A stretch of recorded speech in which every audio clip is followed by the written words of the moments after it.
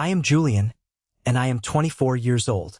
Exactly 6 months ago, I was brutally pushed down a steep flight of concrete stairs in a hospital stairwell by my own flesh and blood. While I was lying there at the bottom of that landing, gasping for air with broken ribs and a shattered wrist, my parents rushed through the heavy fire doors. But they did not check on me. My mother immediately threw her arms around my older brother, Marcus. She stroked his hair and looked down at my bleeding body with absolute disgust, saying, "It was an accident, right, Julian? You really need to be more careful. You scared your brother half to death." They literally stepped right over my broken, bleeding body to comfort the man who had just intentionally tried to end my life. But there was one crucial thing they did not know. The hospital's head trauma nurse had already locked down the entire ward, and a hidden high-definition security camera had captured every single second of his premeditated attack. And right now, my parents and my golden child brother are facing complete financial ruin, utter public humiliation, and severe legal consequences, begging for a mercy they never once showed me. Before I tell you exactly how it all went down and how they lost everything, hit that like button if you believe in justice. And don't forget to let me know where you are watching from in the comments section below. Now, let's go back to the exact moment this nightmare began. The cold, unforgiving concrete of the hospital stairwell pressed hard against my left cheek. I could taste the sharp, metallic flavor of copper in my mouth, pooling behind my teeth. My vision was swimming in dark, dizzying circles. Every single breath I took felt like a jagged, rusty knife twisting directly into my chest cavity.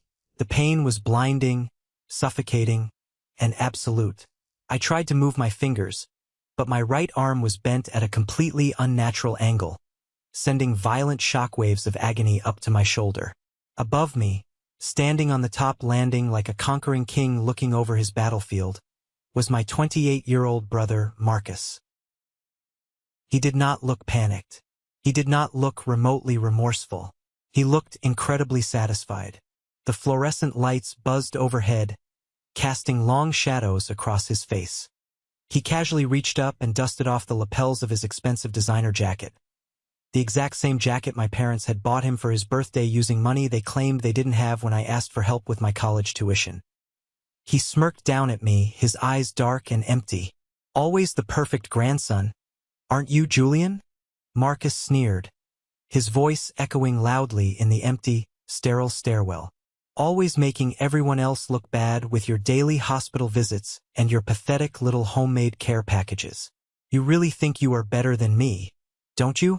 You think you can just swoop in and steal what is rightfully mine." I tried to push myself up using my good arm, but the sheer force of the pain made my vision go entirely black for a terrifying second. "Marcus?"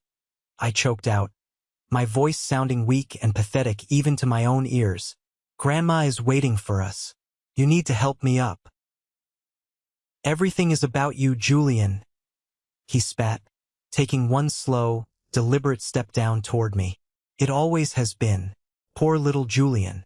So smart, so caring, so utterly perfect. I am absolutely sick of it. You are nothing but a roadblock." That was when the performance began.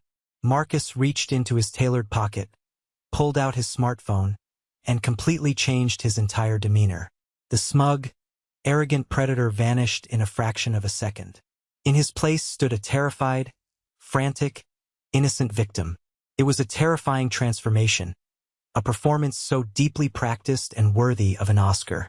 He dialed a number, his hands suddenly shaking with artificial terror. "Mom! Dad! Come quick to stairwell B," Marcus cried into the phone, his voice cracking with manufactured panic and fake tears. Julian fell down the stairs. I tried to grab his shirt. I tried to catch him, but I couldn't reach him in time. He just slipped. "Please hurry. There is so much blood." Less than a minute later, the heavy metal fire doors on the bottom landing flew open with a deafening crash. My mother and father burst into the stairwell. For a brief, fleeting, incredibly foolish second, a wave of relief washed over me. My parents were here. They would call a doctor. They would see what he did. They would help me. I was so incredibly wrong. My mother did not even glance at the blood pooling near my head. She didn't look at my twisted arm or my bruised face. She sprinted directly past me, her expensive heels clicking sharply on the concrete, and threw herself at Marcus. She wrapped her arms around him tightly, pulling his head to her shoulder. "Oh my God, Marcus, my sweet boy, you poor thing," she cried, kissing his cheek repeatedly as if he were the one bleeding on the floor. "You must have been so incredibly scared watching your brother fall like that. It is okay, sweetie. You are safe. Mom is here. Don't look at it. It will just traumatize you more." My father walked slowly down the steps. He stopped right next to my head. He did not kneel down to check my pulse. He did not ask where it hurt. He just stood there, towering over me, glaring down with an expression of pure, unadulterated disappointment. "Julian, what in the world were you thinking?" My father scolded, his tone laced with absolute disgust. "Running in a stairwell at your age? You know your brother has high blood pressure. You could have given him a severe panic attack with this reckless stunt. You are always causing unnecessary drama." I forced my eyes open, staring at the blurry outline of my father's shoes. I tried to speak. I tried to force the absolute truth out of my bleeding mouth. "I didn't fall," I whispered, the pain making my voice raspy, broken, and weak. "I didn't run. Marcus." He pushed me. He shoved me with both hands. "Don't you dare," Marcus interrupted instantly, burying his face deeper into our mother's shoulder. Fake, calculated tears streamed down his face. "I tried to save you, Julian. I almost fell down the stairs myself trying to grab your jacket. How can you lie about this after I tried to help you? Why do you always try to make me the bad guy?" My mother's face hardened into a mask of pure, venomous fury. She glared at me like I was a dangerous stranger off the street who had just insulted her family. "Stop it right now, Julian. Just shut your mouth. Your brother is traumatized enough without you making up malicious, jealous stories to ruin his reputation. You have always been clumsy, and now you are just being vindictive." Before I could even attempt to defend myself, the top stairwell door burst open again. A rapid response medical team rushed in, led by a tall, imposing woman in dark blue scrubs. Her name tag read Claire, head trauma nurse. She took one look at the scene and immediately went into professional mode. "What exactly happened here?" Claire demanded, her voice cutting through the tension like a blade. She completely ignored my parents and immediately dropped to her knees beside me, gently stabilizing my neck and shining a bright penlight into my dilated eyes. "Our son had a clumsy accident," my father said smoothly, stepping directly in front of Marcus to shield him from the nurse's view. "He was running up the stairs, completely ignored the wet floor sign, and lost his footing. His older brother bravely tried to catch him but missed." Nurse Claire did not look up at my father. Her experienced eyes darted to the angle of my fall, the massive distance between the landing and my body, the position of my limbs, and then slowly up to the top landing where Marcus stood perfectly unharmed. She was a veteran of the emergency room. She had seen thousands of accidents. She knew exactly what a clumsy slip looked like, and she knew exactly what an intentional, forceful assault looked like.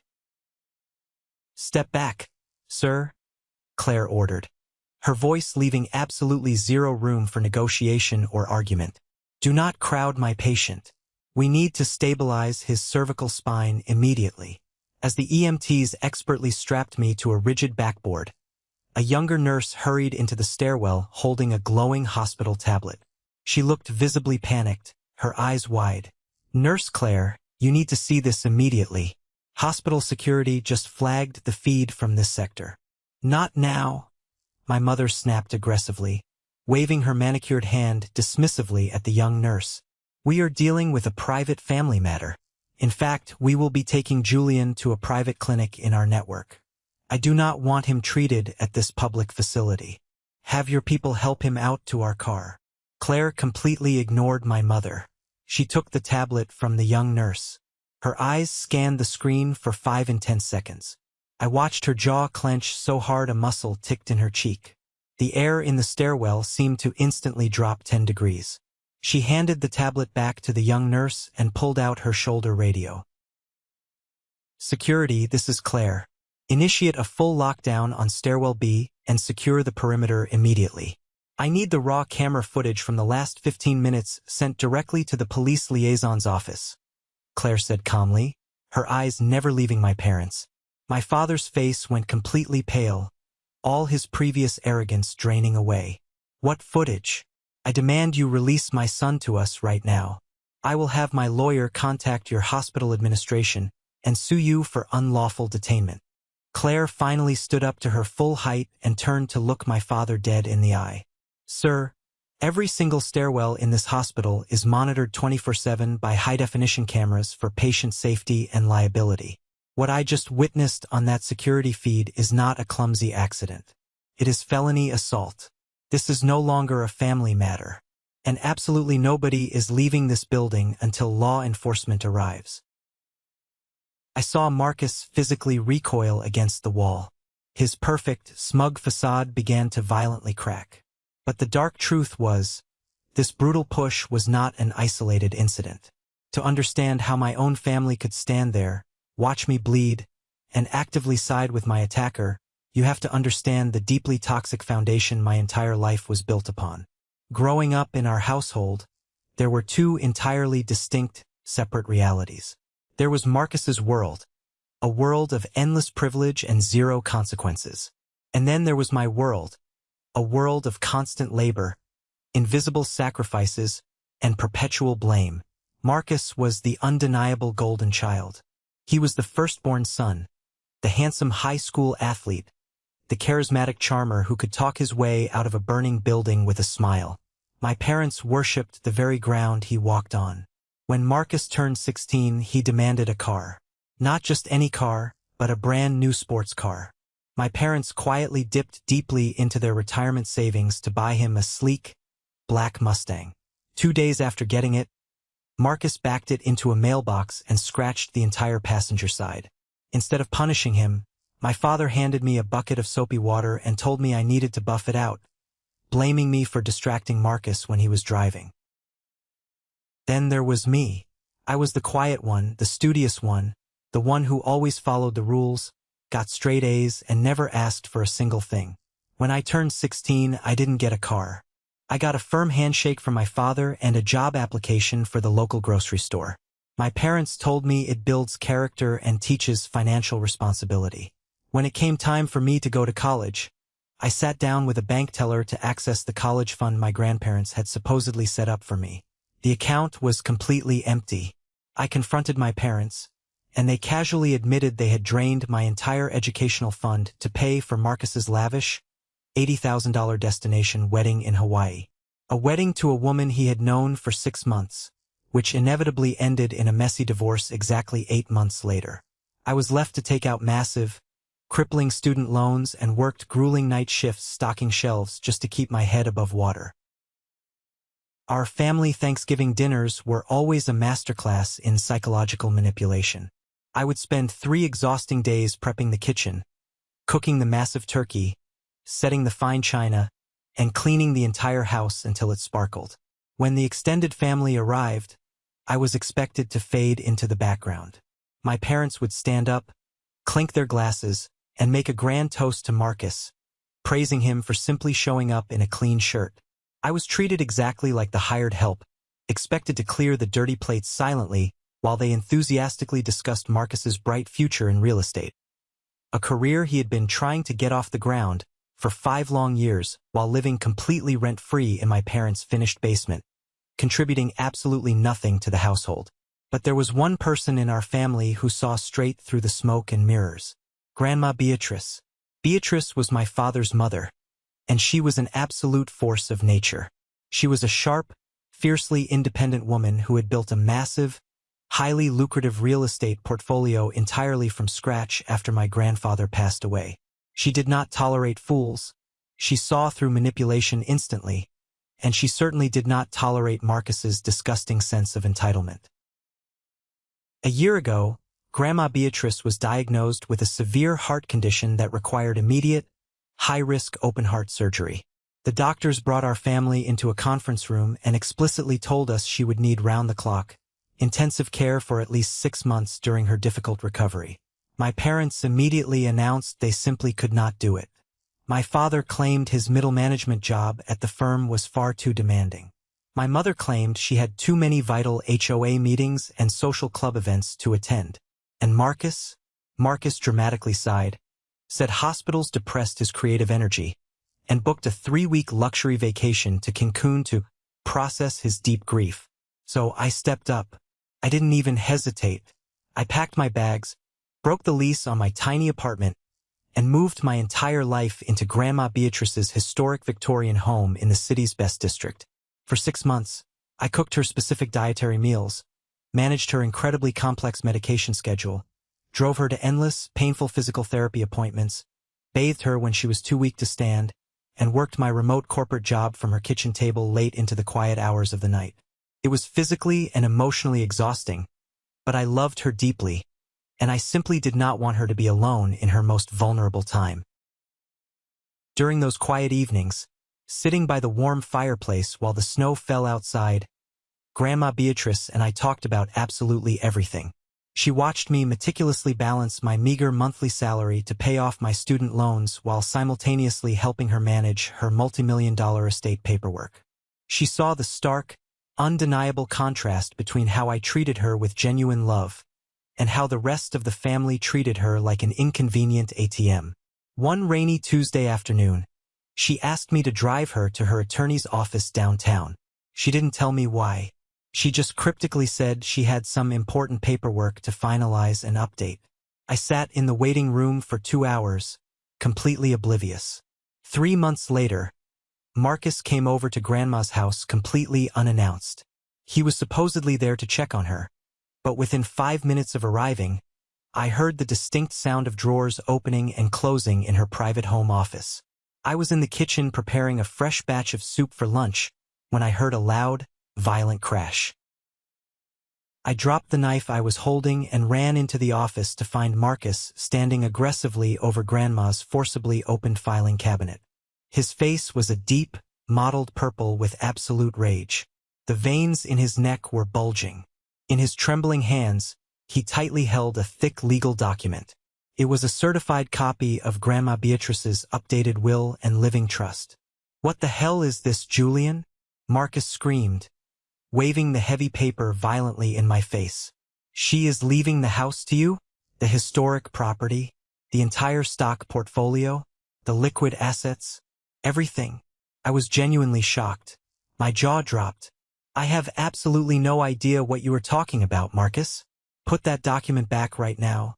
It is private and you have no right to be in here. Do not play dumb with me, you manipulative little snake," he roared, stepping menacingly into my personal space. He shoved me hard against the heavy oak bookshelf, knocking the wind out of my lungs. "You planned this from the very beginning. You moved in here, played the devoted, pathetic little nurse, and manipulated a sick, confused old woman into changing her inheritance. That money belongs to me. I am the firstborn son. It is my birthright." Suddenly, Grandma Beatrice appeared in the doorway, leaning heavily on her wooden cane. Her eyes blazed with a terrifying, righteous fury I had never seen before in my life. "Put my private papers down and get out of my house this instant, Marcus," she commanded, her voice shaking the very walls of the room. "Julian didn't manipulate anything. I changed my will on my own accord because he is the only person in this entire family with an ounce of integrity and compassion. You are a greedy, lazy, entitled parasite, and if you ever lay a hand on your brother again in my house, I will make sure you don't even get a single dime from your father's estate either." Marcus dropped the papers as if they burned his hands. He glared at me with a look of pure, unadulterated hatred. It wasn't just sibling anger. It was a dark, chilling promise of violence. "This is not over, Julian. Not by a long shot," he hissed, before storming past us and slamming the front door so hard the windows rattled. That specific moment was the triggering event. That was the exact moment my life became a daily, terrifying hazard. Over the next few months, strange, dangerous things started happening whenever my family was around. The very first incident happened at a family summer barbecue. I was standing near the edge of the elevated concrete patio, holding a heavy glass tray of drinks. Marcus supposedly tripped over a stationary lawn chair and slammed his heavy shoulder directly into my chest, sending me flying backward off the concrete patio and crashing violently into the thorny rose bushes below. My arms and face were cut up pretty badly, bleeding through my shirt. My parents just laughed it off, handing Marcus a beer and saying boys will be boys, telling me to stop being so dramatic. A month later, at the grocery store, a heavy wooden pallet stacked high with industrial canned goods mysteriously toppled over in the aisle right exactly where I was standing. Marcus was the only other person in the aisle with me. He claimed the wheels on the pallet were broken and it just shifted. I barely managed to jump out of the way before my leg was crushed. Then came the water fountain incident near Grandma's hospital room during a routine checkup. The floor was perfectly dry. As I leaned down to get a quick drink, Marcus walked directly behind me, and his foot somehow hooked aggressively behind my ankle. I fell forward, smashing my chin violently against the hard porcelain basin. Blood poured down my neck, requiring 6 deep stitches. My mother berated me the entire time in the waiting room for ruining her afternoon shopping schedule with my relentless clumsiness. They were all small, seemingly deniable incidents, always executed with witnesses present, always with my parents nearby to instantly dismiss my claims, comfort Marcus's theatrical distress, and label me to everyone around us as an uncoordinated, paranoid liability. I started flinching whenever Marcus entered a room. I was living in a constant, exhausting state of hypervigilance, constantly scanning my environment, waiting for the next accident. And then came today, the hospital stairwell, the moment he finally decided that small accidents and stitches were simply not enough. He needed to remove the obstacle to his wealth permanently. The emergency room was a chaotic, dizzying blur of harsh fluorescent lights, frantic shouting, and the rhythmic beeping of cardiac monitors. I was lying flat on a stiff gurney in Trauma Bay 3, my chest tightly wrapped in thick bandages, and 4-line dripping heavy painkillers directly into my left arm. The rapid x-rays had just confirmed the brutal reality of the push. 3 severely broken ribs, a deep hairline fracture in my right collarbone, and a severely sprained wrist that throbbed with every heartbeat. Through the thin, blue privacy curtain, I could clearly hear the escalating, vicious argument happening out in the hallway. My parents were absolutely furious, their entitled voices echoing loudly off the sterile white walls. "This is completely outrageous and unacceptable," my father yelled, violently slamming his heavy hand against a metal medical cart. "I am a respected corporate executive in this community. We are not allowing our son to be locked in a room and interrogated like a common street thug. I demand you process the discharge papers for Julian immediately. We have a private concierge physician who will handle his care in the comfort of our own home." Your son pushed his brother down a concrete flight of stairs with enough force to break bones, Nurse Claire replied, her voice dangerously calm, steady, and unyielding. "The local police department has already been dispatched. We are treating this as a crime scene.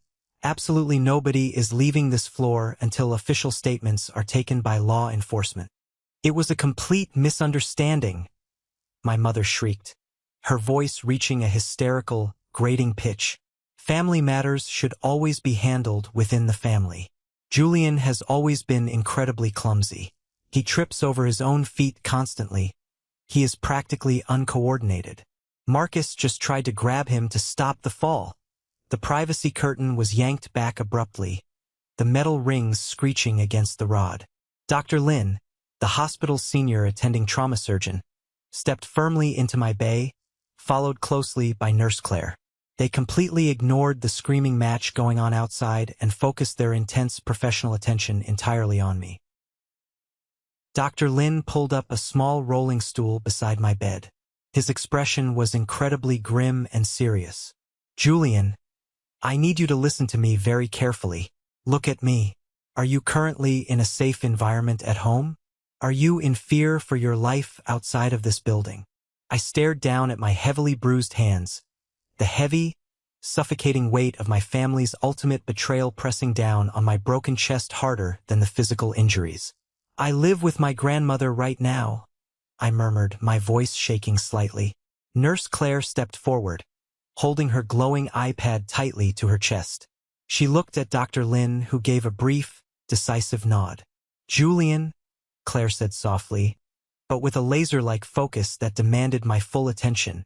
While you were down in radiology getting your x-rays, our risk management and legal team pulled your entire medical history. We noticed a very distinct, highly disturbing pattern.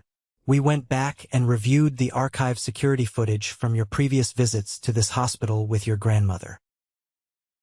My heart began to hammer violently against my broken ribs, sending sharp spikes of pain through my torso.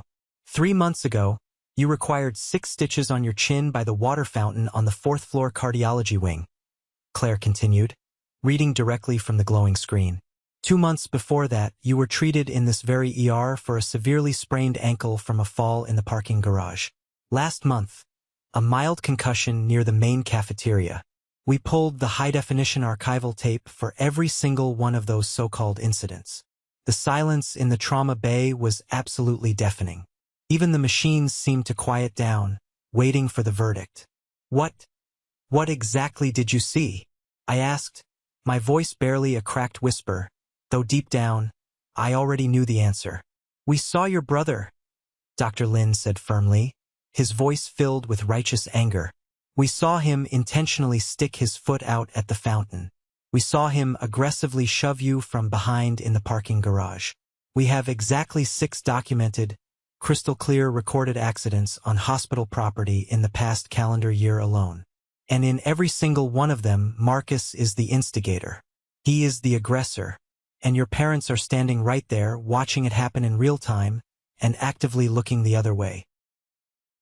The remaining breath completely left my lungs. A cold, suffocating, paralyzing wave of realization washed over every nerve in my body. I always knew my parents heavily favored Marcus. I knew they enabled his bad behavior and cleaned up his financial messes. But to hear a highly trained medical professional confirm that they had stood there, watched him systematically abuse me, intentionally injure me, and then actively covered it up to protect his image, it broke something fundamental and deep inside my soul. They didn't just love him more. They viewed me as entirely disposable.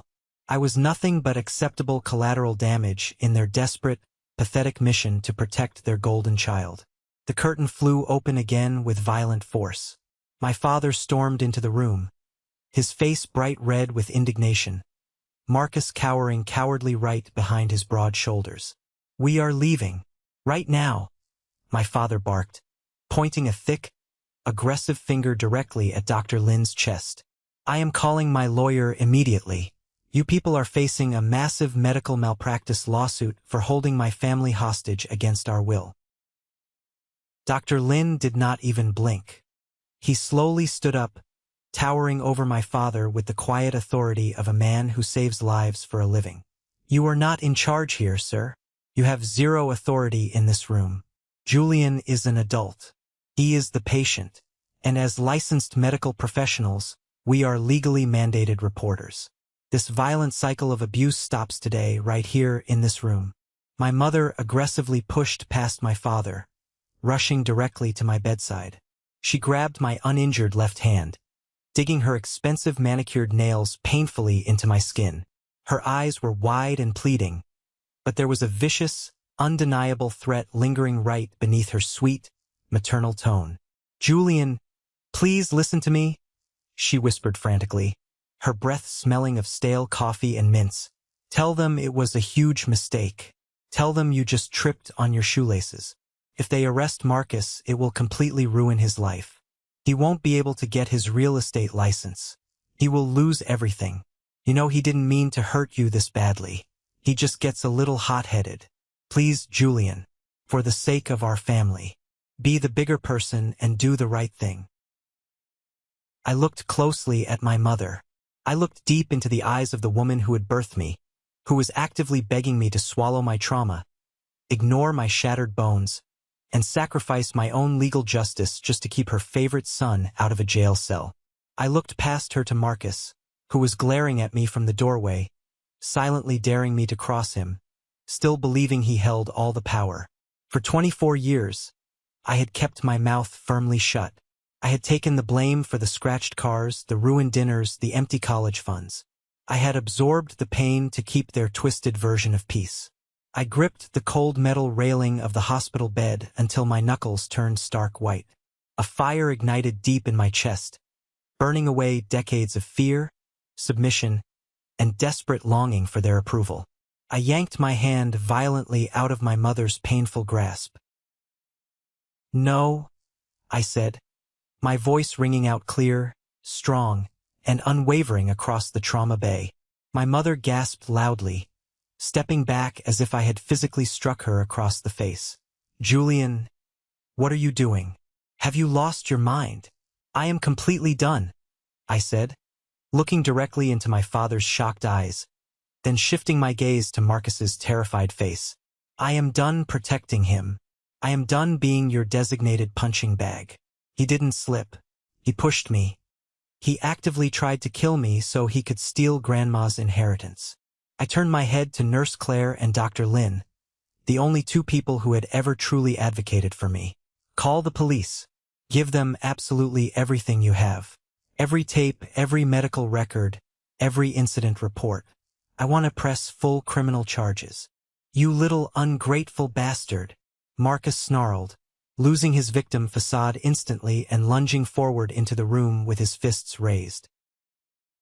Before he could take 2 steps toward my bed, Dr. Lin shoved him back incredibly hard against the metal doorframe. Simultaneously, a heavy-set, no-nonsense hospital security guard stepped firmly into the room, placing his hand threateningly on his utility belt. "Back up right now, son, or I will put you on the floor," the guard warned, his voice a low rumble. My father grabbed Marcus roughly by the arm, yanking him back into the hallway. His eyes darted nervously around the room, realizing with mounting panic that they were rapidly losing complete control of the narrative. "Don't say another word, Marcus. Not another single word." He glared back at me, his face twisted in pure hatred. "You are dead to us, Julian. Do you hear me? You are completely destroying this family over a petty, jealous grudge. You will regret this for the rest of your miserable life." "The only thing I regret," I replied coldly, staring right through him, "is not doing this years ago." Exactly 10 minutes later, Detective Vargas confidently walked into Trauma Bay 3. She was a seasoned, tough-as-nails investigator with sharp, calculating eyes, a neat bun, and a no-nonsense demeanor that immediately commanded respect. She carried a thick leather notepad and a digital voice recorder. She had already firmly asked my parents and Marcus to wait in a separate, isolated holding area near the cafeteria under strict security supervision, completely ignoring their loud, obnoxious protests about illegal detainment, civil rights violations, and threats to call the mayor. Once the room was fully cleared of my toxic family, she pulled up a chair and sat down right beside my bed. "All right, Julian," Detective Vargas said, clicking her pen and placing the recorder on the tray table. "I know you are in a lot of pain, but I need you to walk me through exactly what happened on that stairwell, from the moment you entered until the moment the medical team arrived." I took a deep, painful breath and told her absolutely everything. I told her about the tense confrontation on the landing, the exact cruel words Marcus used to belittle me, the specific angle and force of the push against my shoulders, and the sickeningly fake phone call he made to my parents while I was bleeding profusely on the concrete. I didn't stop there. I also detailed Grandma Beatrice's situation, the recently changed inheritance and trust, the massive real estate portfolio at stake, and the escalating, dangerous accidents over the past few months that the hospital had just confirmed on tape. Vargas took meticulous, rapid notes, her expression remaining perfectly neutral and unreadable. "Inheritance disputes and trust fund jealousy are incredibly common motives for severe domestic violence," she noted quietly, tapping her pen against the pad. "But I have to be honest with you, Julian. Proving criminal intent in a fall is notoriously difficult in a court of law. A good, Expensive defense attorney will argue it was just a sibling scuffle that unfortunately got out of hand. We have the video of the push, which absolutely guarantees a felony assault charge, but getting a district attorney to bite on premeditated attempted murder is a massive legal leap. As if on exact cue, a sharp-dressed man wearing a custom Italian suit and carrying a sleek leather briefcase strode aggressively past the security guard and straight into my bay.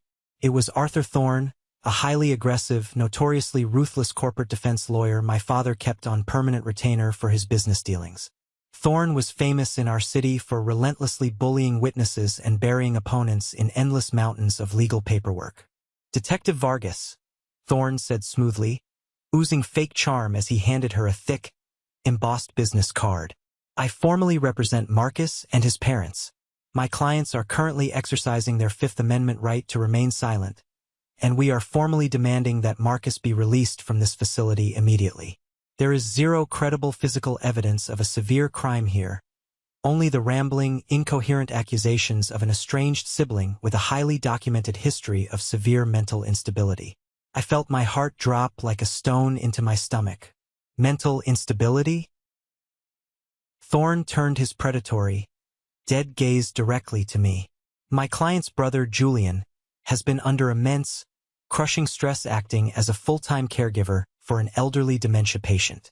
We are fully prepared to bring in highly paid medical experts to testify that he is suffering from severe paranoia, delusions, and extreme caregiver burnout."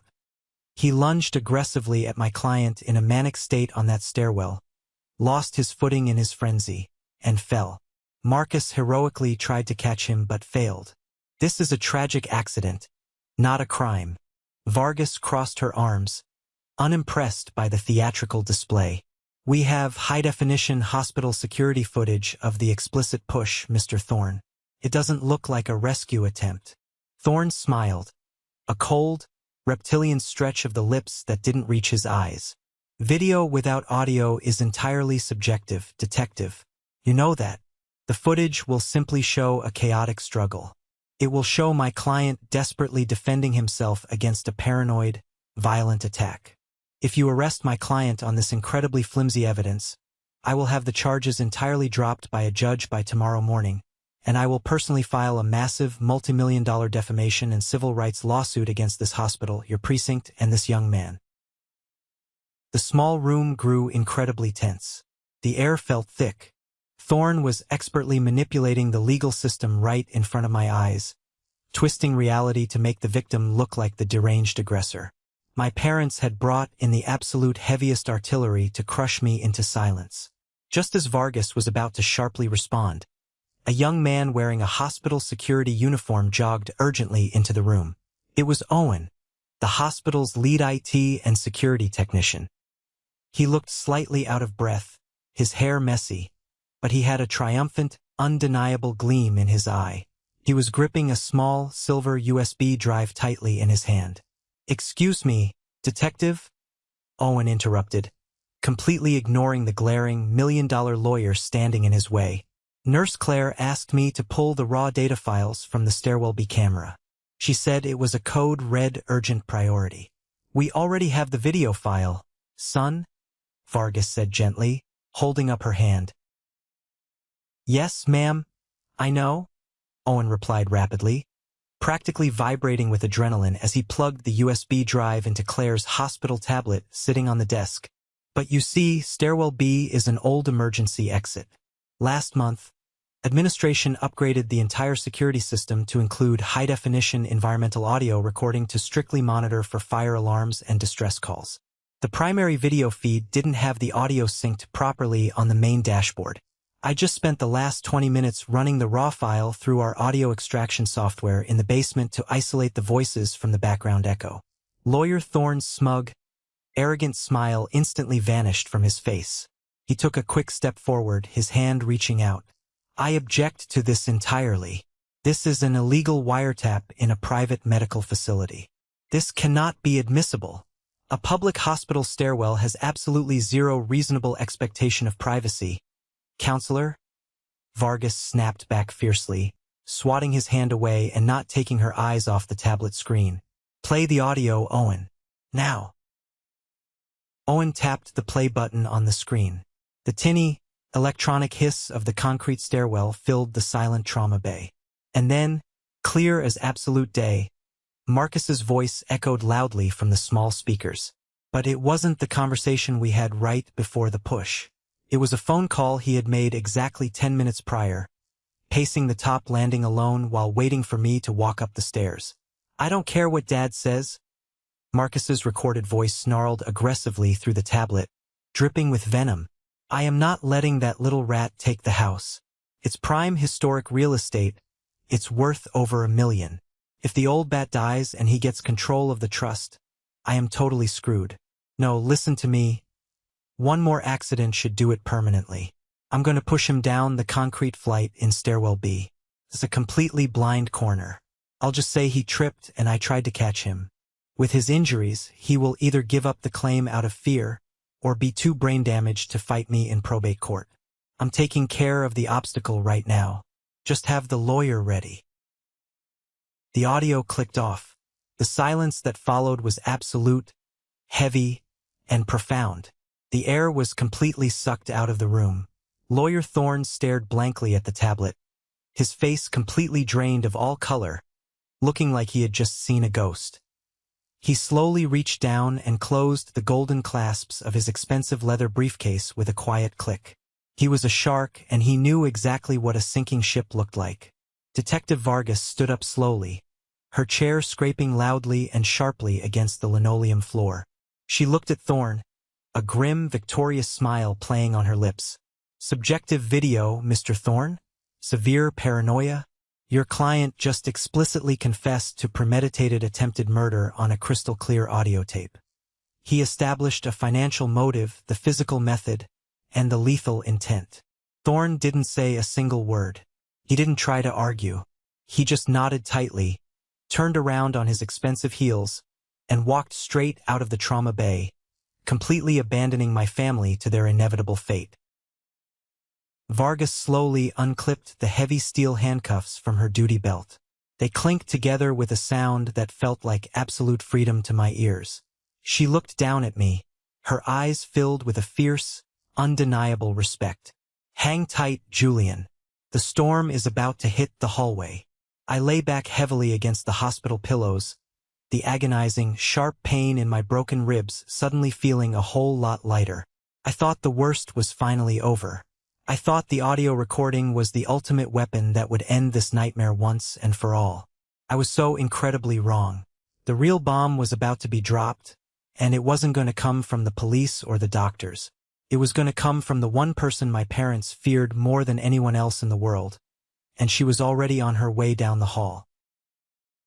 The hallway directly outside Trauma Bay 3 was eerily, suffocatingly quiet for exactly 2 excruciating minutes after Arthur Thorne, the high-priced, heavily compensated corporate lawyer, practically sprinted out of the hospital. He had bolted out of those double doors so incredibly fast that he nearly knocked over a medical cart, leaving a trail of expensive cologne and shattered legal strategies in his wake.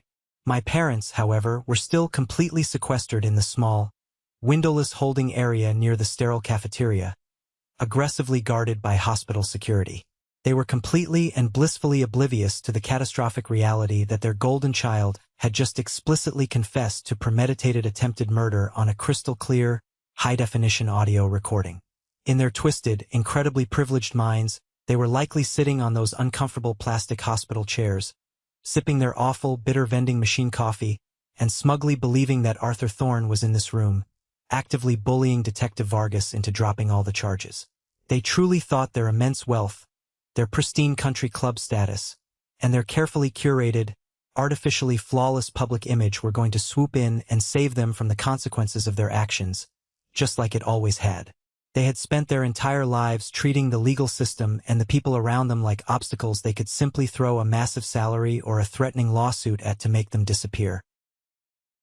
They had absolutely no idea that the real, unyielding reckoning was currently rolling down the corridor, and it possessed a power they could not buy off. I heard her approach before I actually saw her. It started with the steady, rhythmic, undeniable squeak of a heavy-duty hospital wheelchair cutting sharply through the sterile, tense silence of the emergency department. Then, I heard the heavy, authoritative, synchronized footsteps of several hospital administrators and security personnel trailing closely behind it, like a royal guard escorting a monarch into battle. Nurse Claire, who had been standing protectively near my bed, reached out and pulled back the heavy blue privacy curtain just as the wheelchair rounded the sharp corner of the hallway. Sitting there, dressed in a standard issue, faded hospital gown but looking like an absolute, untouchable queen commanding a throne, was Grandma Beatrice. Despite her recent, incredibly invasive open-heart surgery, her posture was perfectly rigid, her spine straight as an iron rod. Her silver hair was neatly pinned back without a single strand out of place, and her sharp, piercing blue eyes were blazing with a cold, meticulously calculated fury that could instantly freeze boiling water. She was flanked on her left by Dr. Lin, and on her right by a man I did not immediately recognize. He was a tall, incredibly imposing man in a tailored charcoal suit, clutching a massive, thick black leather binder to his chest like a shield. "Julian," Grandma Beatrice said, her voice slightly raspy from the intubation tube she had endured just weeks prior, but carrying an undeniable, heavy weight that instantly commanded every single ounce of attention in the entire trauma bay. She looked closely at my heavily bandaged chest, my severely bruised and swollen face, and my completely immobilized, shattered right arm. A brief, incredibly painful flicker of deep, profound sorrow crossed her sharp eyes for a fraction of a second. I saw her jaw clench tightly, a mother and a grandmother processing the violent abuse of her bloodline. But that sorrow was instantly replaced by absolute, unyielding, terrifying resolve. "I specifically told you I would protect you. I promised you that you would be safe in my home. I am so profoundly sorry it came to this brutal escalation." Before I could even formulate a proper response, before I could push past the heavy haze of intravenous painkillers to thank her for coming down here, the heavy double doors at the far end of the hallway burst open with a loud, metallic crash. My parents, having somehow arrogantly convinced a younger, inexperienced security guard that they had a legal right to exit the holding area, marched aggressively down the corridor toward my bay. Marcus was walking right behind them, practically hiding in their shadow. His chest was puffed out defensively, and he was actually still wearing that arrogant, untouchable smirk, completely oblivious to the legal nuclear bomb that had just been dropped on his entire existence. "Julian, this ridiculous, attention-seeking farce has gone on long enough," my father boomed, his expensive leather dress shoes clicking aggressively and loudly against the polished linoleum floor. He didn't even notice Grandma Beatrice yet. His entire, laser-focused attention was set on intimidating me into terrified silence. "We just tried calling Arthur Thorne's cell phone, and his incompetent secretary said he had to step away for an absolute emergency. Whatever malicious lies you just told him, whatever ridiculous lawsuit you are threatening, it does not matter. We are leaving this filthy public facility right now, and you are going to call the district attorney first thing tomorrow morning and formally, legally retract your statement. If you don't do exactly as I say, I will personally see to it that you never get a decent job, a promotion, or a single shred of respect in this entire city again. Do you understand me? Are you quite finished humiliating yourself, Richard?" The voice cracked through the chaotic hallway like a physical, leather whip. My father froze mid-step, his expensive shoe hovering above the floor. His arrogant, broad-shouldered posture instantly deflated as if someone had just punctured his lungs.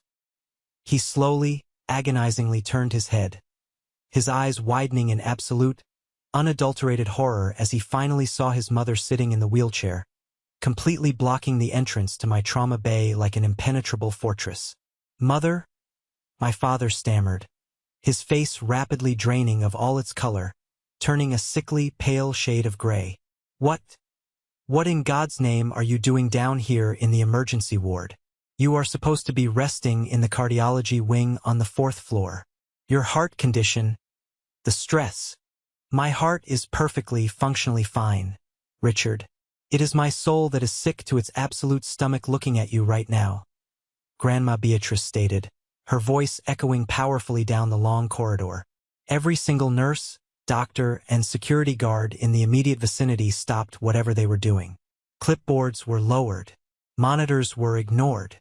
The entire emergency room became a captive audience to the spectacular destruction of my family's toxic empire. My mother, desperately trying to salvage the rapidly deteriorating situation, quickly tried to play the role of the sweet, diplomatic peacemaker. She plastered on a fake, incredibly strained, overly sweet smile that looked more like a painful grimace. She took a tentative step forward, her hands clasped tightly together. "Beatrice, please, darling, you really shouldn't be out of bed. This environment is terrible for your recovery." My mother cooed, her voice dripping with artificial concern. "Julian just had a very clumsy, unfortunate fall on the stairs. You know how completely uncoordinated and careless he is. We are always telling him to watch his step." Marcus bravely tried to catch him, he really did, but Julian is just confused and upset right now. He hit his head pretty hard. "It is just a private family matter. We are handling it, just like we always do." Grandma Beatrice did not speak for a long, agonizing moment. She simply looked at my mother with such intense, unfiltered, absolute disgust that my mother physically flinched and took a step backward, nearly tripping over her own expensive heels. "A private family matter?" Beatrice repeated softly, almost dangerously, before her voice rose to a booming, terrifying crescendo that shook the room. "You stand there, covered in the expensive diamond jewelry paid for entirely by my late husband's company, clutching a purse that costs more than Julian's annual salary, and you explicitly lie directly to my face? You think I am some frail, senile old fool you can just easily manipulate?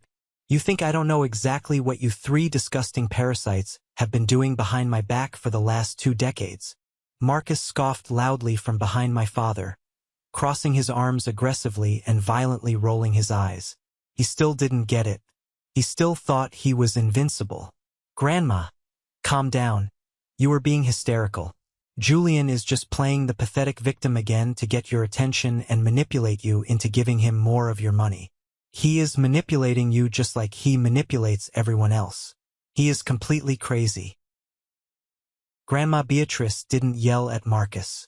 She didn't argue with him. She didn't even dignify his existence with a direct look. She simply raised her frail right hand into the air and loudly snapped her fingers. The tall, imposing man in the tailored charcoal suit immediately stepped forward out of the shadows. He opened the massive, thick black leather binder he was carrying, the sound of the metal rings clicking loudly in the silent room. "Richard, Susan, Marcus," Beatrice said, her tone suddenly, drastically shifting from an angry grandmother to that of a ruthless, cold-blooded corporate executive conducting a hostile, aggressive company takeover. "I would like to formally introduce you to Mr. Vance. He is a senior forensic accountant, a former federal prosecutor, and an incredibly thorough private investigator. I quietly hired his firm exactly 10 months ago." The remaining color completely vanished from my parents' faces. They looked like they were staring directly at a firing squad. "10 months ago?" my father whispered, his voice trembling so violently he could barely form the words. "Yes, Richard. Exactly 10 months. Beatrice confirmed coldly, her eyes locking onto his. "Right around the exact same time I noticed Julian constantly showing up to my house to cook my meals, clean my floors, and organize my medications while sporting unexplained bruises, suspicious cuts, and a perpetual look of absolute terror in his eyes. Right around the time Marcus suddenly started taking luxury, first-class vacations to Mexico and Europe while constantly crying poverty and claiming he was completely broke. I am not blind, Richard. I have never been blind. I knew you always favored Marcus, but I had absolutely no idea the terrifying depths of your absolute moral bankruptcy until Mr. Vance started bringing me his meticulously detailed weekly reports." Mr. Vance adjusted his wire-rimmed glasses and began to read directly from the massive binder in a clear, loud, authoritative voice that carried down the entire hallway. "Over the past 10 continuous months, our investigative firm has fully documented and legally recorded 3 separate, highly destructive instances of Marcus intentionally destroying Julian's personal property, including slashing his vehicle's tires and destroying his work laptop. Furthermore, We have successfully subpoenaed restricted bank records definitively proving that Richard and Susan actively, intentionally drained a federally protected college fund, originally set up by Beatrice for Julian, in order to fund Marcus's lavish destination wedding, a marriage that ended in a highly publicized divorce just 8 months later. Finally, and most importantly, we have successfully obtained private, timestamp security footage from the local grocery store, the country club patio, and this very hospital's parking garage. This footage explicitly shows Marcus intentionally causing severe physical harm to Julian on 4 separate, distinct occasions, with both Richard and Susan physically present, watching the assaults occur, and actively concealing the crimes.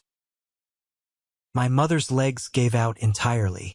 She let out a pathetic, high-pitched gasp and literally collapsed heavily against the cold hallway wall, sliding down until she hit the linoleum floor. She was clutching her chest, desperately gasping for air as if she were the one with shattered ribs. "Mother, please, I am begging you. This is all a massive, terrible misunderstanding." My father pleaded, genuine tears finally welling in his eyes. But he wasn't crying out of guilt for what he had done to me. He was crying out of sheer, unadulterated terror for his own bank accounts. "We were just trying to protect Marcus. He has a difficult temper. Yes, he gets stressed easily, but a lawsuit or a police investigation would completely ruin his life. You can't possibly do this to your own blood. We are your family. You made your ultimate choice about family and blood when you stood there and watched Julian bleed on that concrete, and then aggressively told him to shut his mouth to protect a violent criminal." Beatrice fired back, her voice shaking with righteous rage. "You thought you were so incredibly clever. You thought you could just wait patiently for me to die, bully Julian into giving up his rightful inheritance, use your expensive lawyers to manipulate probate court, and walk away with my entire real estate empire. You thought I was just an obstacle." She turned her head slightly to Mr. Vance. "Give them the final documents." Mr. Vance reached into the back pocket of the binder, pulled out 3 thick, heavy manila envelopes, and methodically handed one to my father, one to my weeping mother on the floor, and one to a completely paralyzed Marcus. What is this?" Marcus demanded, his hands shaking violently as he clumsily ripped open the sealed flap of the envelope, pulling out a massive stack of heavily notarized legal papers. "That," Grandma Beatrice said, a slow, incredibly satisfying, cold smile spreading across her weathered face, "is your brand new, permanent reality. As of exactly 9 o'clock this morning," Beatrice continued, her voice echoing with absolute, devastating finality, "my team of attorneys officially finalized the most important paperwork of my entire life. My entire estate, every single liquid asset, all the historic properties, the entire massive stock portfolio, the corporate holding company, and every last dime I possess have been permanently and legally transferred into an irrevocable trust." My father physically dropped the heavy envelope. The thick stack of papers scattered chaotically across the sterile linoleum floor. Even without reading the fine print, my father, a corporate executive, knew exactly what that meant. An irrevocable trust meant it could absolutely never be changed, never be contested by disgruntled family members, and could never, under any circumstances, be touched by a probate court. The money was completely locked away, safe behind an impenetrable legal wall.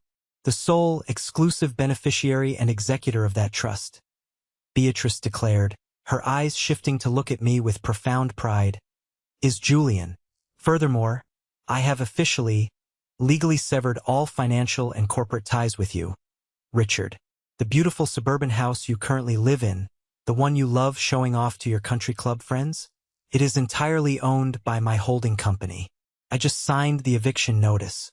You have exactly 30 days to completely vacate the premises. Your exorbitant monthly allowance has been permanently terminated. Your corporate credit cards have been canceled. Your lucrative position on my board of directors is dissolved. You are completely, utterly, and legally cut off from all of it." Marcus stared blankly at the dense legal documents in his trembling hands, his eyes wide with a frantic, wild, animalistic panic, the devastating realization that he was suddenly entirely penniless, utterly homeless, and facing severe felony charges hit his privileged brain like a runaway freight train. "You can't do this to me," Marcus screamed, his voice cracking violently as he crumpled the legal papers in his fists and lunged aggressively toward Grandma's wheelchair. "That money is mine.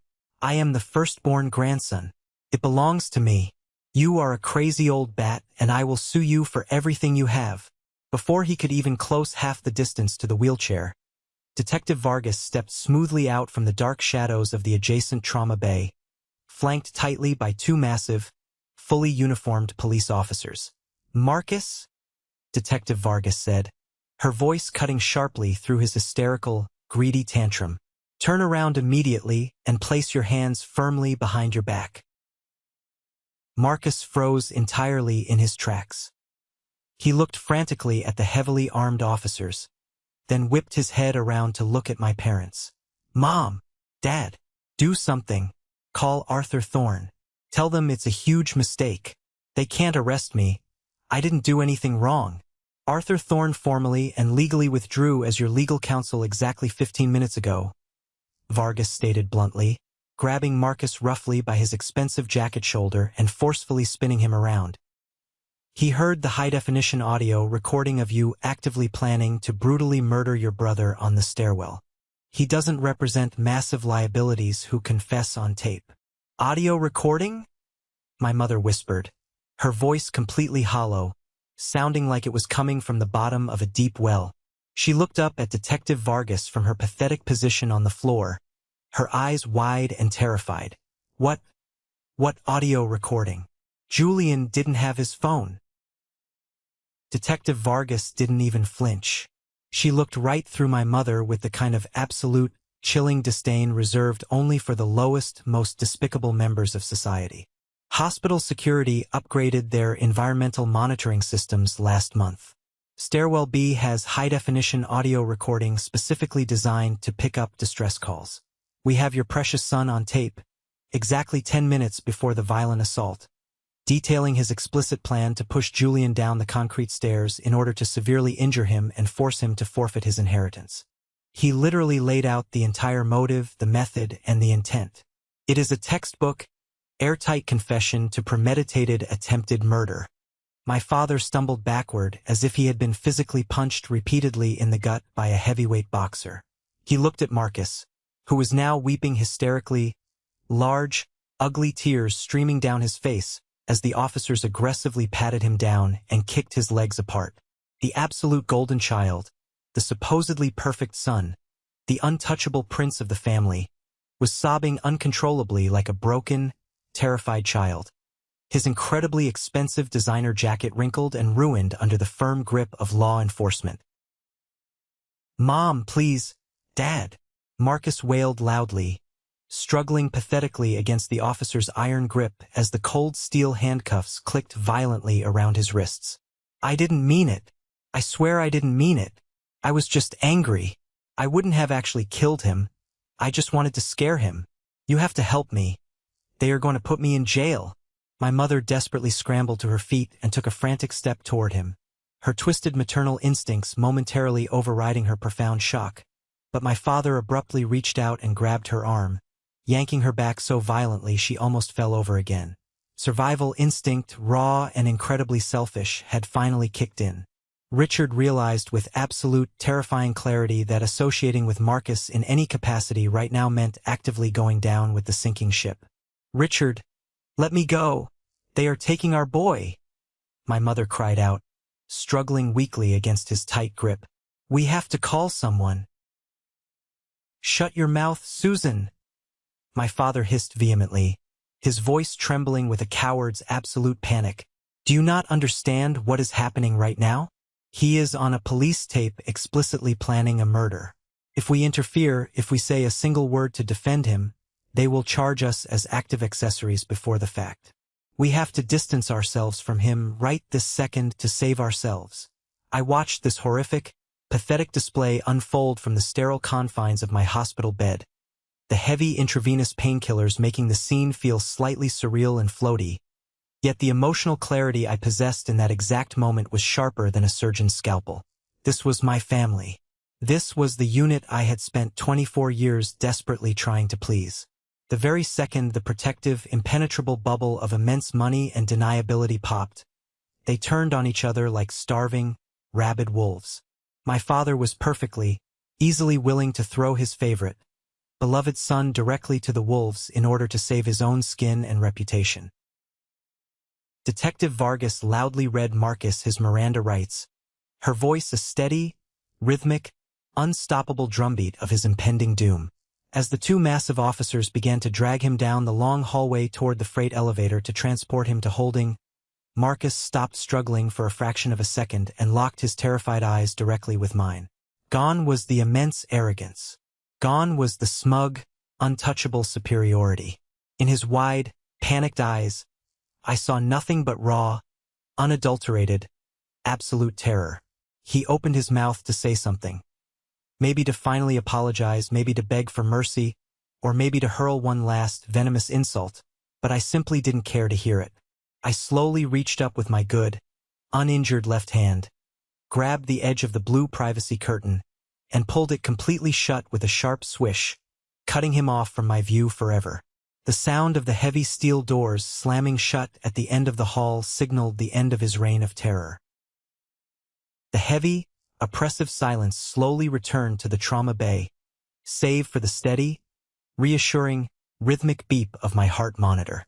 I could still hear my parents standing just outside the curtain in the hallway, their heavy, frantic, panicked breathing echoing in the quiet space like trapped animals. Slowly, tentatively, the curtain was pushed aside an inch.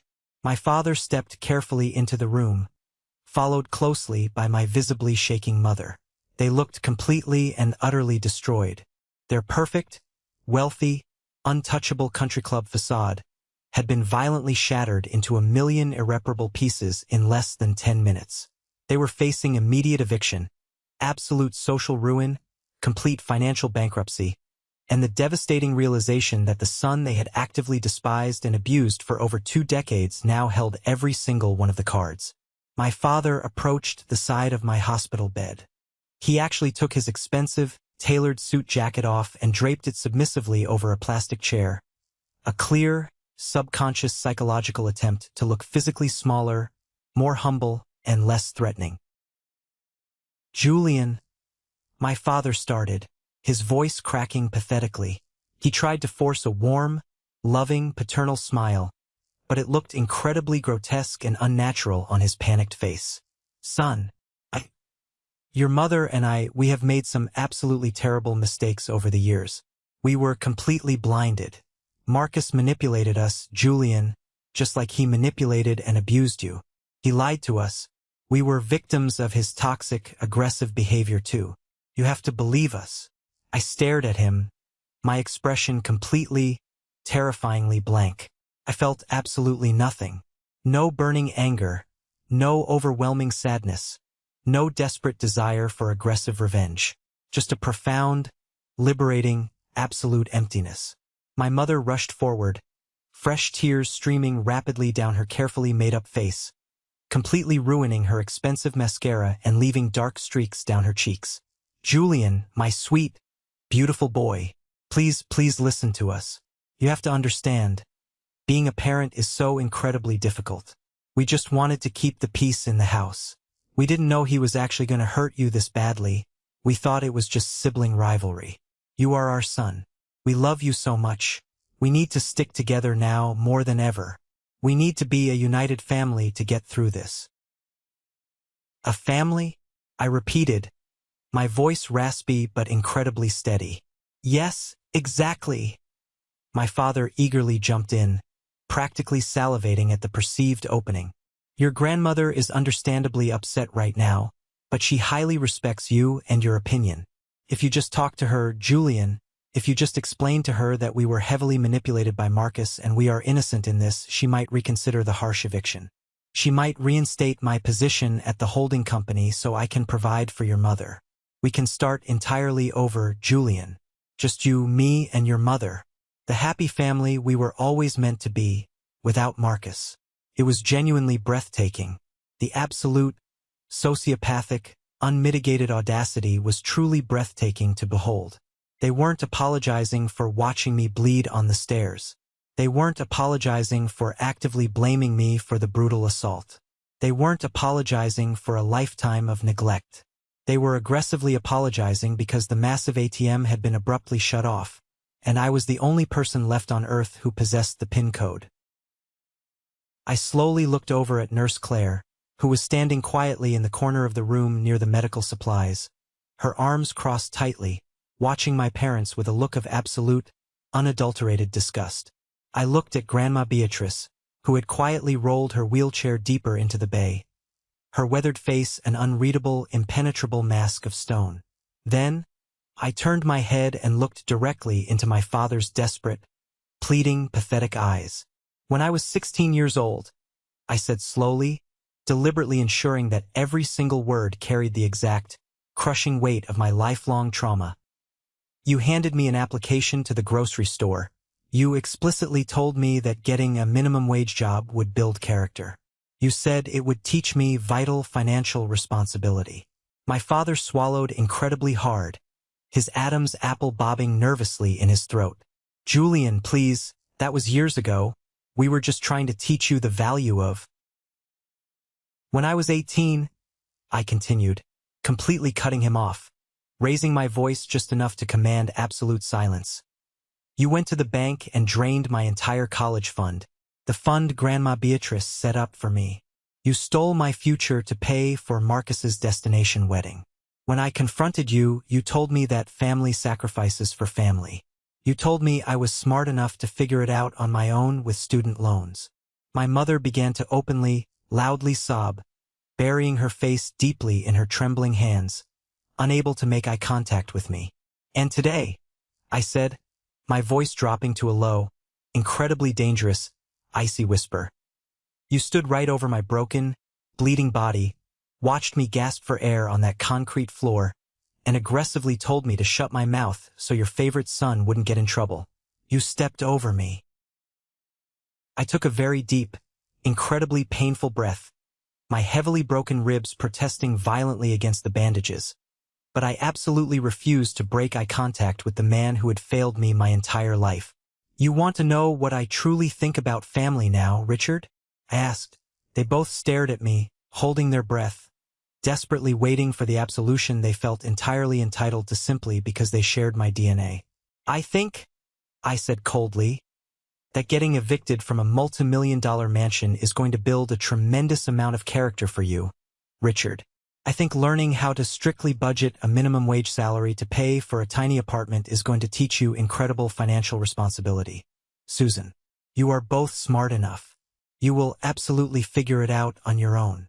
My father's face contorted in absolute, genuine shock. He looked at me as if I had just stabbed him. Julian, you can't possibly be serious. You are going to just let your own parents become homeless? You are going to let us lose everything over a sibling rivalry. It wasn't a rivalry, I corrected him sharply, my voice cutting through his delusion like a knife. It was decades of systematic abuse, and you didn't just allow it to happen.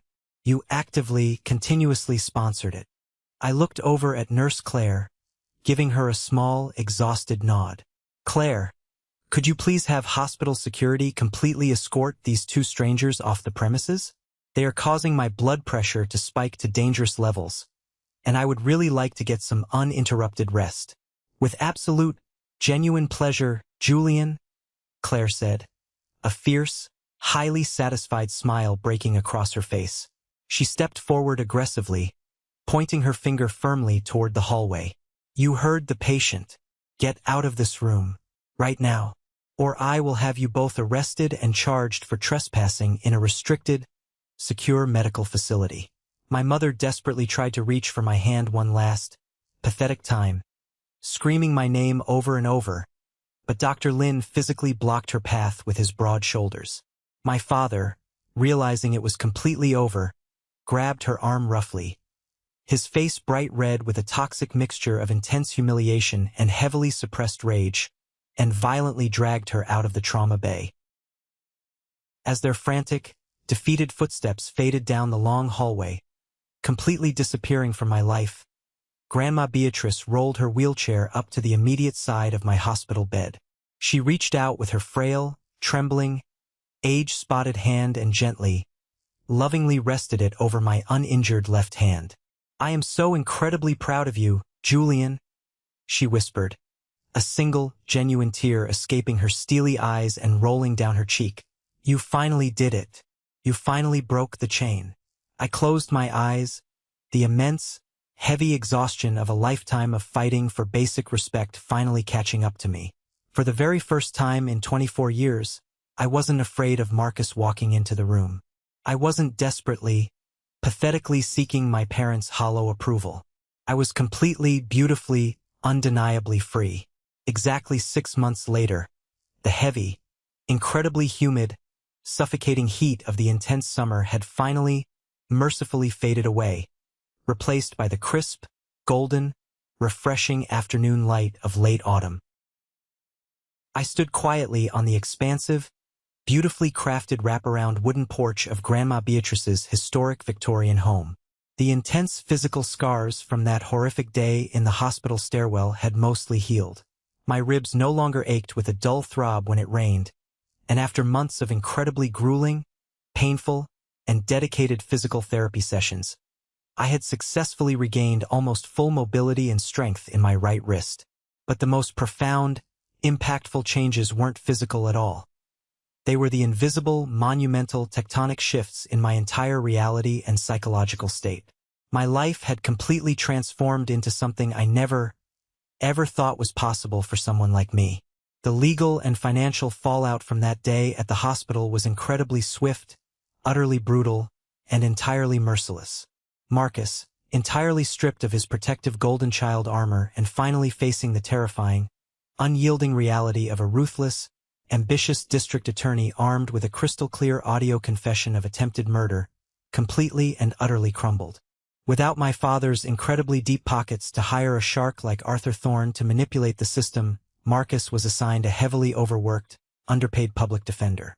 The exhausted lawyer took exactly one look at the mountain of evidence, listened to the chilling audio tape once, and bluntly told Marcus to get on his knees and beg the prosecutor for a plea deal before they decided to seek the absolute maximum sentence at a very public trial.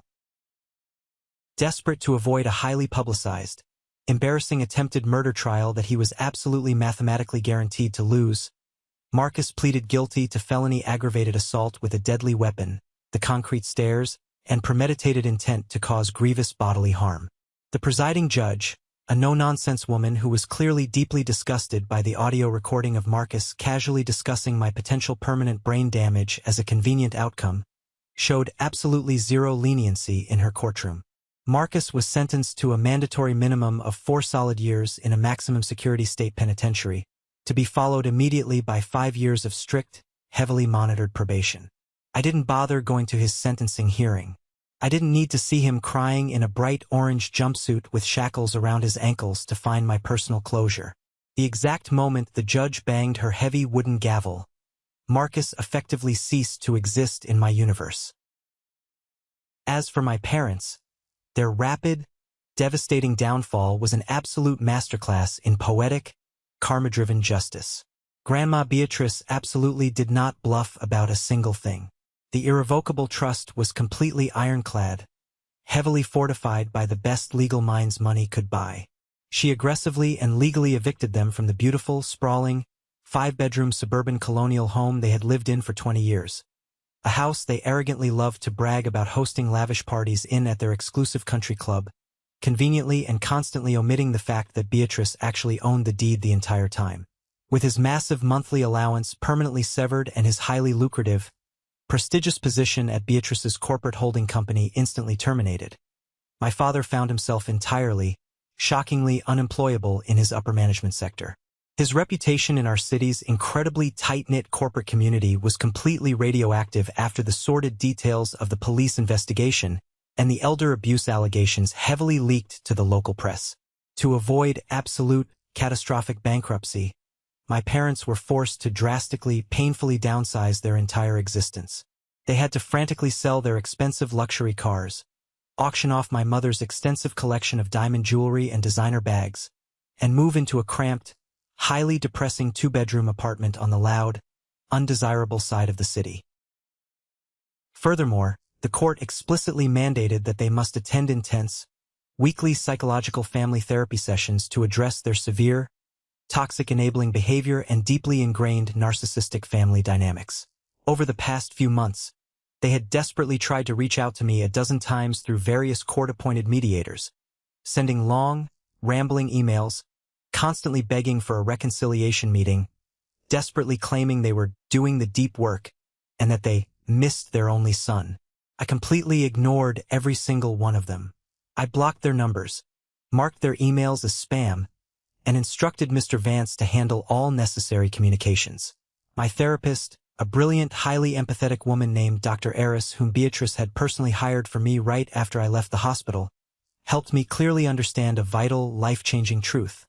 Absolute forgiveness does not ever require a relationship. I could choose to forgive them in my own heart for being deeply broken, incredibly toxic people, allowing myself to release the heavy burden of anger, but I was under absolutely no obligation whatsoever to give them a front-row seat to my beautifully healed life. My internal peace was incredibly expensive, bought with blood and broken bones, and I was absolutely no longer willing to subsidize their emotional comfort with my own sanity. Julian, are you seriously going to stand out there daydreaming all day? Or are you actually going to come inside and help me with these massive scones before I drop them? I turned around, a genuine, completely unburdened smile breaking across my face. Walking energetically up the front wooden steps of the porch, carrying a massive, heavily overloaded white bakery box, was Claire. After the horrific incident at the hospital, Nurse Claire and I had intentionally stayed in very close touch. What initially started as routine, professional check-in texts about my physical therapy schedule and pain management had rapidly blossomed into a deep, foundational, incredibly loyal friendship. She was a fiercely protective, incredibly grounded, no-nonsense person who had seen me at my absolute, humiliating lowest and didn't judge me for it for a single second. She was now a permanent, highly anticipated fixture at our Sunday afternoon teas. I'm coming. I laughed genuinely, walking quickly down the porch steps to take the heavy bakery box from her hands. You know perfectly well Beatrice is going to loudly complain that you bought the blueberry ones instead of the cranberry ones, right? She hates change. Beatrice can loudly complain all she absolutely wants. She deeply loves my blueberry scones and we both know it. It's the highlight of her week. Claire shot back with a playful wink, following me through the heavy oak front door and into the grand foyer. The inside of the expansive house was incredibly warm, comfortably filled with the rich, comforting scent of brewing Earl Grey tea and burning cedar firewood from the hearth. Grandma Beatrice was sitting comfortably in her favorite, plush velvet armchair right by the large bay window, a thick, expensive cashmere blanket draped warmly over her lap. Her health had stabilized significantly since the massive surgery, mostly, her lead cardiologist said, because the massive, suffocating source of chronic stress, my parents and Marcus, had been entirely surgically removed from her daily life. You're 5 minutes late, Claire, Beatrice noted, adjusting her reading glasses, though her bright blue eyes were twinkling with obvious affection. Traffic on the interstate was an absolute nightmare, Beatrice. Don't be grumpy, I brought the good butter, Claire replied, expertly and quickly plating the warm pastries on the fine china in the kitchen. We comfortably settled into our usual Sunday routine. Hot tea, sweet pastries, and easy, incredibly comfortable conversation. It was a vital healing ritual, a quiet, beautiful celebration of the chosen family I had meticulously, carefully built from the absolute, smoking ashes of the toxic one that had tried to completely destroy me. As I sat there in the comfortable silence, slowly sipping my hot tea and listening to Claire and Beatrice playfully argue about local city council politics, I felt a deep, intensely resonant sense of purpose course through my veins. I had recently taken over the day-to-day corporate operations of the massive real estate holding company, working closely and learning everything I could from Mr. Vance. I wasn't just managing the immense wealth to get richer. I was completely restructuring its core purpose. I had successfully convinced Beatrice to legally allocate a massive, significant portion of the liquid assets to fully fund a massive scholarship and housing program for young adults who were confirmed victims of domestic and financial abuse, helping them safely pay for college and secure housing without crippling, impossible debt. I was officially turning my darkest trauma into an absolute weapon of mass creation. By the way, Beatrice said, her tone suddenly shifting to something slightly more serious, cutting through the comfortable atmosphere. She reached carefully into the deep pocket of her thick cardigan and pulled out a standard, slightly crumpled white envelope, heavily stamped with official red ink. She placed it gently, almost hesitantly, on the center of the wooden coffee table. This arrived in the mail yesterday afternoon. It was officially forwarded from the holding company's secure P.O. box. I looked closely at the envelope. The return address printed in the corner was a maximum security state correctional facility. The messy, slanted handwriting was absolutely unmistakable. It was Marcus. The entire room went completely, suffocatingly silent.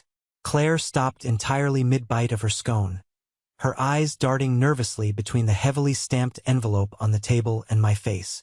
Grandma Beatrice watched me incredibly carefully, offering no unsolicited advice, simply waiting quietly for me to dictate the absolute terms of my own reality and reaction. For a brief, fleeting, terrifying second, the old Julian, the terrified, hypervigilant, constantly abused little brother, felt a very familiar, painful spike of anxiety in the center of his chest. What exactly did he want from me now? Was he aggressively threatening me from behind the safety of iron bars? Was he pathetically begging for commissary money? Was he trying to manipulate me into signing an affidavit to reduce his sentence? I slowly reached out across the table and picked up the envelope. It felt surprisingly thin and light. I grabbed a heavy silver letter opener from the side table, sliced the top cleanly open with one swift motion, and pulled out a single, heavily creased sheet of cheap-lined notebook paper. I unfolded it carefully and began to read silently, my eyes scanning his messy handwriting. Julian, I'm not writing this letter to ask for your forgiveness. I know I absolutely do not deserve it, and my mandatory prison therapist made it very, very clear that you owe me absolutely nothing for the rest of our lives.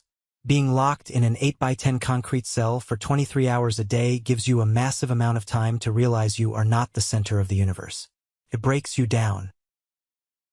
I am writing this strictly because I feel I owe you the absolute truth about how things escalated so violently and quickly at the end. Yes, I was incredibly jealous of you. Yes, I was furious about the inheritance and the money, but I wasn't the only one whispering in your ear, and I wasn't the only one who wanted you gone. For 6 entire months before the incident on the stairs, our cousin Gavin was calling my cell phone almost every single day. He was the one who explicitly told me about the will change. He works at the downtown law firm as a paralegal, and he illegally peeked at Grandma's highly confidential files.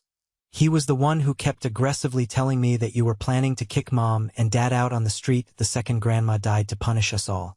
He constantly convinced me that you were laughing at me behind my back, mocking my failed career. He kept saying over and over, if Julian just wasn't around, you'd get the entire estate, and then I could help you manage the portfolio to make us both rich. He wound me up like a cheap, stupid toy and pointed me directly at you. He desperately wanted us to violently destroy each other so he could easily swoop in as the incredibly supportive, responsible nephew and manipulate Grandma into giving him control of the trust. I was stupid, incredibly greedy, and arrogant enough to let him pull my strings without ever questioning his motives. I pulled the trigger on that stairwell, and I am paying the absolute highest price for it. I ruined my own life, but you need to watch your back, Julian. Gavin is an absolute snake in the grass, and he is still out there, playing the good guy, waiting for an opening. Don't bother replying to this. Just stay safe. Marcus. I read the letter a second time, letting the incredibly toxic words truly sink into my brain. This was the final twist. Cousin Gavin, the quiet, seemingly supportive, entirely forgettable cousin who always showed up to large family events with a polite, unassuming smile and a cheap bottle of wine. The one who had immediately texted me when I was lying in the hospital bed, offering his deepest, most sincere condolences for the terrible family drama. He had been the completely invisible, malicious puppet master the entire time, constantly stoking Marcus's profound, dangerous narcissism and endless greed, heavily hoping to orchestrate a fatal, catastrophic collision so he could quietly collect the highly lucrative debris. "What does it say?" Claire asked softly, breaking the heavy silence in the room, her voice laced with genuine concern. I looked up from the lined paper. A year ago, this exact revelation would have sent me into a blind, terrifying panic. I would have felt completely betrayed, utterly terrified, and completely overwhelmed by the sheer, inescapable toxicity of my extended bloodline. I would have felt like I could trust absolutely no one. But sitting here right now, inside a historic house I legally owned, surrounded warmly by people who would literally fight to the death to protect my peace, completely backed by an ironclad legal trust and a team of ruthless, incredibly expensive lawyers, I didn't feel a single ounce of fear. I just felt a profound, overwhelming, almost exhausting pity for every single one of them. "It's from Marcus," I said incredibly calmly, my voice completely steady. "He's trying to warn me that our cousin Gavin was actually the one secretly manipulating him for months, desperately hoping to steal the entire inheritance by getting us to violently destroy each other." Grandma Beatrice's eyes narrowed dangerously, a familiar, terrifying spark of corporate ruthlessness igniting in her gaze. "Gavin? I never liked that boy's shifty eyes. They were always too close together. Do you want me to immediately have Mr. Vance look deeply into his employment at the law firm? We could have him completely disbarred and criminally charged for severely violating attorney-client privilege and instigating violence. I will ruin him by Friday." I looked down at the letter one last, final time. I clearly saw the desperate, pathetic manipulation of a deeply broken family, the endless, vicious cycle of absolute greed, constant backstabbing, and highly toxic maneuvering. They were all playing a vicious, miserable, zero-sum game of chess, entirely destroying their own pathetic lives for money they didn't even earn. I didn't want to play their stupid game anymore. I stood up from my comfortable chair, walked slowly over to the grand stone fireplace where a small, warm fire was crackling pleasantly to combat the autumn chill. Without a single word of hesitation, without a shred of doubt in my mind, I tossed Marcus's letter directly into the hottest part of the orange flames. The cheap paper rapidly curled, blackened, and turned completely to ash in less than 5 seconds. "No," I said firmly, turning back to face Beatrice and Claire, feeling significantly lighter than I had ever felt in my entire 24 years on this earth. "Let Gavin live with his pathetic, failed schemes. Let him wonder why he never got a dime. If he ever tries to come anywhere near us, Mr. Vance can absolutely deal with him. But I am not going to spend another single second of my beautiful life endlessly chasing the toxic ghosts of a family that never truly loved me. They are completely dead to me. All of them." Claire smiled incredibly proudly, lifting her delicate teacup in a silent, respectful toast to my decision. Beatrice nodded slowly, a look of profound, deeply earned respect permanently settling on her weathered face. I walked back and sat back down in my chair, taking a deep, calming breath of the fragrant, warm tea. The hidden security camera in that cold hospital stairwell had successfully caught the absolute worst, most terrifying moment of my entire life. It had perfectly captured a brutal, life-threatening assault, a massive, unforgivable betrayal, and the horrific, heartbreaking reality of my parents' entirely conditional love. But looking back on it all now, sitting in this beautiful room, I realized that camera captured something far, far more important. It captured the exact, beautiful moment my heavy chains were permanently broken. It captured the necessary, violent destruction of a toxic illusion, successfully forcing me to finally build my reality on solid, unbreakable ground. Sometimes, hitting absolute rock bottom on a cold, unforgiving concrete landing is the only possible way to realize you finally have a solid foundation to stand up on. You cannot ever heal in the exact same toxic environment that originally made you sick. You absolutely have to be willing to walk away from the people who share your DNA if they are actively, aggressively poisoning your soul. I am Julian. I am 24 years old. I successfully survived my family. And for the very first time in my entire life, I am exactly where I belong. Have you ever faced something incredibly similar with your own toxic family? Have you ever had to draw a hard, unforgiving line in the sand and walk completely away from toxic, manipulative relatives in order to protect your own peace, your finances, and your sanity? Share your incredible story in the comments below. I read every single one, and I promise you, you are absolutely not alone in this fight for freedom. And please, don't forget to like this video and subscribe to the channel so you don't miss the next journey.